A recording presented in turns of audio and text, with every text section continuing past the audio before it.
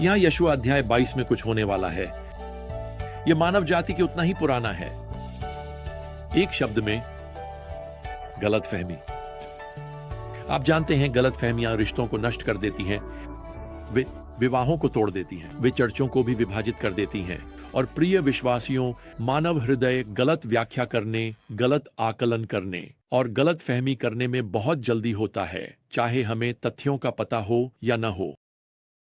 खैर, इस अध्याय में गलतफहमी लगभग एक नरसंहार की ओर ले जाती है। यहां पद एक मंच तैयार करता है। उस समय यशुआ ने रूबेनाइट्स, गडाइट्स और मनशे के आधे जनजाति को बुलाया और उनसे कहा, आपने सब कुछ रखा है। मोसेस, भगवान के सेवक, ने आपको आदेश दिया और आपने मेरी आवाज का पालन किया है जो मैंने आपको आदेश दिया। आपने इन कई दिनों में अपने भाइयों को नहीं छोड़ा है, बल्कि भगवान आपके परमेश्वर के आदेशों का पालन करने में सावधानी बरती है। अब यशुआ यहां इन जनजातियों की सराहना कर रहे हैं क्योंकि वे अपने उत्तराधिकार के लिए जॉर्डन नदी के पार वापस जाने वाले हैं। वे जॉर्डन घाटी द्वारा अन्य जनजातियों से भौगोलिक रूप से अलग होने वाले हैं और यह पर्वत श्रृंखला। और यशुआ यह सुनिश्चित करना चाहते हैं कि वे याद रखें कि भले ही वे दृष्टि से बाहर हों, लेकिन वे अन्य इजरायलियों के रूप में मन से बाहर नहीं हैं। अब पद 10, और जब वे जॉर्डन के क्षेत्र में आए जो कनान की भूमि में है, तो रूबेन के लोग और गढ़ के लोग और मनशे के इस आधे जनजाति ने वहां जॉर्डन के किनारे एक वेदी बनाई। यहां क्या हो रहा है? वे जॉर्डन नदी के किनारे पहुंचते हैं और वास्तव में कहते हैं, आप जानते हैं, यशुआ ने हमें बताया था कि हम न भूलें कि हम इस राष्ट्र के हैं, इज़राइल। तो चलो वहां शिलोह में वेदी की एक नकल बनाते हैं, और यह नकल एक स्मारक बन जाएगी हमारे राष्ट्रीय एकता और भगवान में हमारे विश्वास का गवाह। अब पद 11, और इज़राइल के लोगों ने सुना कि कहा गया, देखो, रूबेन के लोग और गढ़ के लोग और मनशे के आधे जनजाति ने कनान की भूमि की सीमा पर वेदी बनाई है।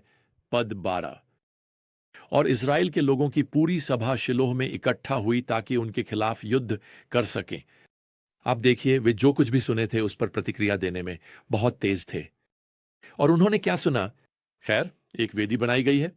खैर, इसका मतलब केवल एक ही चीज है, मूर्ति पूजा। तो अपनी तलवारें पकड़ लो और चलो उन्हें खत्म कर देते हैं। अब इन इजरायलियों के दिलों में जो भावनाओं की आग है वह अच्छी मंशा से भरी हुई है, लेकिन यह एक गलत फहमी से भड़की हुई है। और सच कहूं तो आज भी गलत फहमियों में दोस्तों को दुश्मनों में बदलने की ताकत होती है, बस कुछ ही पलों में भाईचारे को नष्ट कर देती है। खैर, सौभाग्य से यहां इजरायलियों ने पहले एक प्रतिनिधिमंडल भेजने का फैसला किया, कुछ नेताओं को जवाब पाने के लिए, इससे पहले कि वे सैनिकों को भेजें। और जब वे पहुंचते हैं तो नेता पूछते हैं, यहां पद 16 में, यह क्या विश्वासघात है जो तुमने इजराइल के भगवान के खिलाफ किया है? क्या आप इस दिन भगवान का अनुसरण करने से मुड़कर भगवान के खिलाफ विद्रोह करते हुए अपने लिए इस दिन एक वेदी बना रहे हैं? वैसे मुझे आपको बताना है, यह किसी का सामना करने का सही तरीका नहीं है। बिना किसी तथ्य को सुने वे अपने निष्कर्षों के साथ पहुंच जाते हैं। क्या आपने देखा? तुमने विश्वास तोड़ा है, तुम भगवान के खिलाफ विद्रोह कर रहे हो, आप मूल रूप से मूर्ति पूजक हैं। अब ये दो और आधे जनजातियां यहां शायद सदमे में खड़ी हैं, क्योंकि यह प्रतिनिधिमंडल यहां पद 17 में बस इसे बयां कर रहा है। ध्यान दें, क्या हमें प्योर में पाप से पर्याप्त नहीं मिला? वैसे यह संख्या अध्याय 25 की ओर इशारा करता है, जहां इजराइल मूर्ति पूजा में गिर गया था। अब पद 20, क्या आचन, झेरेह का बेटा, समर्पित चीजों के मामले में विश्वास नहीं तोड़ा? अब यह यशुआ अध्याय 7 की ओर लौटता है, जहां आचन के विद्रोह ने इजराइल की युद्ध में हार का कारण बना। तो स्पष्ट रूप से आप जानते हैं, यह प्रतिनिधिमंडल अपने छोटे से भाषण पर काम कर रहा था, क्योंकि जब वे आते हैं तो वे बस इतिहास की गाड़ी को खाली कर देते हैं और जनजातियां जल्दी से जवाब देती हैं। यहां पद 22 में, शक्तिशाली भगवान प्रभु वह जानता है और इजराइल को भी जान लेना चाहिए। अगर यह भगवान के खिलाफ विद्रोह या विश्वासघात में था, तो आज हमें इस बात के लिए मत छोड़ो कि हमने भगवान का अनुसरण करने से मुड़ने के लिए एक वेदी बनाई, या अगर हमने ऐसा किया तो जल चढ़ावे या अनाज के चढ़ावे या शांति के चढ़ावे देने के लिए इस पर प्रभु स्वयं प्रतिशोध लें। दूसरे शब्दों में, भगवान जानता है हमने इस प्रतिकृति को उपयोग करने के लिए नहीं बनाया। यहां कारण है कि हमने इसे क्यों बनाया। श्लोक 24, इस डर से कि भविष्य में आपके बच्चे हमारे बच्चों से कह सकते हैं, आपका भगवान इज़राइल के भगवान से क्या संबंध है, क्योंकि प्रभु ने यरदन को हमारे और आपके बीच की सीमा बना दी है। आप रूबेन के लोग और गाद के लोग, तुम्हारा प्रभु में कोई हिस्सा नहीं है। यहां श्लोक 28 में, और हमने सोचा अगर भविष्य में यह हमें या हमारे वंशजों को कहा जाए तो हमें कहना चाहिए, देखो यह भगवान की वेदी की नकल है जो हमारे पूर्वजों ने बनाया, न कि बलिदानों या आहुति के लिए बल्कि हमारे और आपके बीच एक गवाह बनने के लिए। दूसरे शब्दों में, यह उपयोग करने के लिए एक प्रतिकृति वेदी नहीं है। यह एक प्रतिकृति वेदी है जो हमें आपकी जनजातियों के साथ हमारी एकता की याद दिलाने के लिए है। भले ही हम जॉर्डन नदी के दूसरी ओर रह रहे हों, हम एक ही राष्ट्र का हिस्सा हैं और हम एक ही भगवान का अनुसरण कर रहे हैं। तो इसके साथ यहां यह प्रतिनिधिमंडल समझता है कि उन्होंने गलत निष्कर्ष पर कूद गए, और जब वे वापस जाकर अन्य जनजातियों को सच रिपोर्ट करते हैं तो भयानक रक्तपात और असहमति से बचा जाता है। अब मुझे यहां रुकना है और इस पाठ में जो हम देख सकते हैं उससे कुछ अनुप्रयोग के सिद्धांत पेश करने हैं। पहले, यह विश्वासियों के लिए प्रशंसनीय है कि वे विश्वास की शुद्धता के प्रति उत्साही हों। देखिए, इन इजरायलियों ने अपने साथी इजरायलियों के कार्यों को गलत समझा, लेकिन कम से कम वे उस गंभीर पाप का सामना करने के लिए तैयार हैं जिसे उन्होंने सोचा। वे समझते हैं कि अगर वहां ये 2 और आधे जनजातियां विद्रोह करती हैं तो इसका असर पूरे राष्ट्र पर पड़ेगा। वैसे प्रेरित पौलुस गलातियों 6 में विश्वासियों से यह नहीं कहता कि यदि वे किसी भाई को किसी पाप में उलझा हुआ देखें तो आप जानते हैं, अपनी आंखें बंद कर लें और बस उम्मीद करें कि यह खुद ही खत्म हो जाएगा।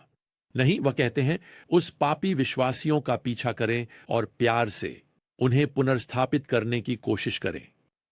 यहां एक और सिद्धांत है, जब गलत फहमियां होती हैं तो सुनिश्चित करें कि आपकी भावनाएं तथ्यों पर आधारित हों। अब आप तथ्य गपशप की लहर से नहीं प्राप्त करते। मुझे डर है कि हम अक्सर रसदार कहानी में अधिक रुचि रखते हैं बजाय कठोर ठंडे तथ्यों के। तो सुनिश्चित करें कि आप सच प्लॉट का पता लगा रहे हैं। यहां एक तीसरा सिद्धांत है, दयालु संवाद गलत फहमियों को सुलझाने की कुंजी है।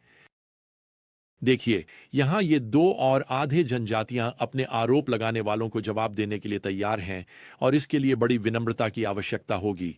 वे कह सकते थे, आप हमें मूर्ति पूजा का आरोप लगाने की हिम्मत कैसे कर सकते हैं?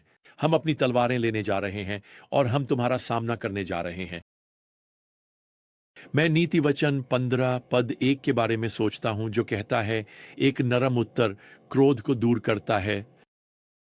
आप जानते हैं, मुझे लगता है कि ज्यादातर समस्याएं विवाहों और रिश्तों में गलत फहमियों से संबंधित होती हैं जो कि कठोर शब्दों में बदल जाती हैं। दोस्तों के बीच ज्यादातर समस्याएं गलत फहमियां होती हैं जो कठोर बयानों और प्रतिक्रियाओं के साथ मजबूत हो जाती हैं। इसलिए यदि आप पर गलत आरोप लगाया गया हो तो भी शालीनता से जवाब दें। एक और सिद्धांत याद रखें, जब आपको गलत तरीके से आरोपित किया जाता है, केवल भगवान ही नुकसान को नियंत्रित करेंगे। देखिए, सच यह है कि आप गपशप से होने वाले नुकसान को प्रबंधित नहीं कर सकते, लेकिन भगवान कर सकते हैं। कोई फर्क नहीं पड़ता कि आपको कितना चोट पहुंचा है, या आपको गलत समझा गया है, या आपके इरादों को गलत समझा गया है। मैं चाहता हूं कि आप इसे भगवान के हवाले कर दें, अपनी प्रतिष्ठा उसे सौंप दें और किसी भी प्रकार की व्यक्तिगत सफाई के लिए उसे छोड़ दें। मैं आपको भी इन जनजातियों की तरह प्रोत्साहित करना चाहता हूं कि आप भी अनुग्रह के साथ प्रतिक्रिया करें और फिर क्षति नियंत्रण के लिए परमेश्वर पर भरोसा रखें। और इस बीच भगवान शायद इन गलत फहमियों के वेदियों का उपयोग आपको विनम्र बनाने, आपको आकार देने और आपको गहरा करने के लिए कर सकते हैं, और आपको उसके पुत्र प्रभु यीशु की छवि के अनुसार ढालें, जो वैसे आज भी पृथ्वी पर चलने वाले सबसे गलत फहमी वाले व्यक्ति हैं। खैर, जब तक हम साथ में अगली ज्ञान यात्रा पर नहीं जाते, प्रभु यीशु मसीह की कृपा, भगवान का प्रेम और पवित्र आत्मा की संगति आप सभी के साथ रहे। आमीन।